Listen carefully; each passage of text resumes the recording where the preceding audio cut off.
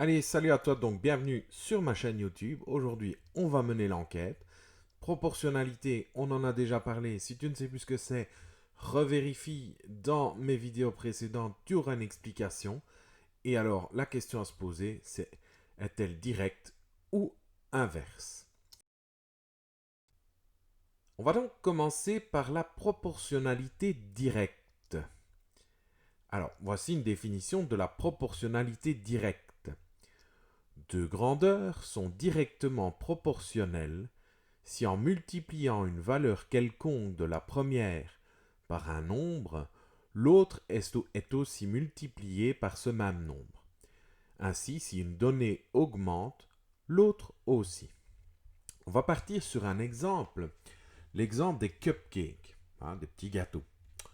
Un cupcake coûte 3 euros. Alors on va aller reporter ces informations dans un tableau, comme on l'a fait dans la vidéo précédente. Et sur la première ligne, on va parler du nombre de cakes vendus. Sur la deuxième ligne, du prix à payer. Donc ainsi, si je vends un cupcake, j'ai 3 euros. Si j'en vends deux, j'ai 6 euros. J'en vends 3, j'ai 9 euros. J'en vends 4, j'aurai 12 euros. J'en vends 5, j'aurai 15 euros.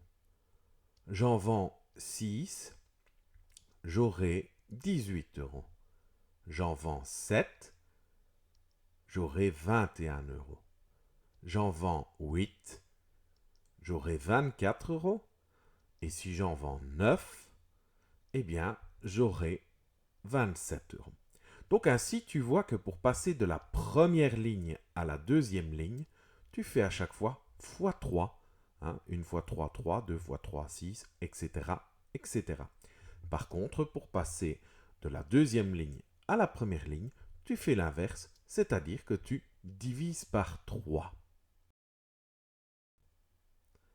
On va maintenant reporter ces informations sur un graphique. Donc tu peux voir ici mon graphique. Dans les ordonnées, c'est-à-dire à la verticale, j'ai placé le prix en euros, tandis que pour les abscisses, c'est-à-dire à l'horizontale, j'ai mis la quantité de cakes vendus. Donc tu peux voir que tous mes points sont alignés. Donc si tu rejoins ces points, tu constates que tu obtiens une ligne droite. C'est une situation directement proportionnelle. Voyons maintenant ce qu'est une proportionnalité inverse. Partons sur une définition. Deux grandeurs sont inversement proportionnelles si l'une est proportionnelle à l'inverse de l'autre. Ainsi, si une donnée augmente, l'autre diminue. Partons sur un exemple, c'est parfois bien plus clair pour comprendre. Je dois parcourir une distance de 100 km. D'accord. J'ai décidé de ne pas dépasser les 100 km/h pour parcourir cette distance. Je vais donc mettre 1 heure pour parcourir 100 km. Je me dis, oh finalement, j'ai encore bien le temps. Je vais rouler à du 50 km/h. Je ne décide de ne pas dépasser cette vitesse. Eh bien, je vais mettre 2 heures. Enfin, j'ai vraiment envie de m'amuser. Je me dis, wow, j'ai vraiment le temps. Là, je vais prendre le temps d'admirer le paysage. Je vais rouler à du 25 km/h. Je décide de ne pas dépasser cette vitesse. Eh bien, je vais mettre 4 heures. Donc, tu peux voir que la vitesse diminue, mais en contrepartie, le temps mis pour parcourir la même distance augmente. Il y a plusieurs situations comme ça qui peuvent être illustrées. Par exemple, je t'en cite une autre. Imagine, tu as un bâtiment à peindre.